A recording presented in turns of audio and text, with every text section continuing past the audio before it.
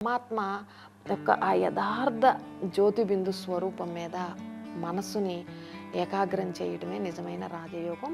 అయితే మనస్సు పరమాత్మతో ఏకాగ్రం కావాలి అంటే మన మనస్సు రూపీ కలశం, మనస్సుని ఒక కలశంతో గనక పోల్చినట్లయితే ఆ మనసు రూపీ కలశం శుద్ధంగా పవిత్రంగా ఎప్పుడైతే ఉంటుందో అప్పుడే అందులో పరమాత్మ స్మృతి నిలబడుతుంది.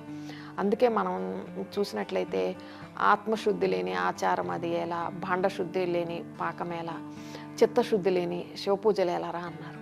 అంటే ఇక్కడ పరమాత్మ స్మృతికి ఆత్మశుద్ధి చిత్తశుద్ధే బహు ప్రాముఖ్యతని సంతరించుకుంటాయి. సో మానసిక శుద్ధి చిత్తశుద్ధి భౌతిక పూజల కంటే కూడా చాలా పరమ శ్రేష్టమైనటువంటిది. ఎందుకంటే భగవంతుడికి మనం అర్పించాల్సింది మనస్సు.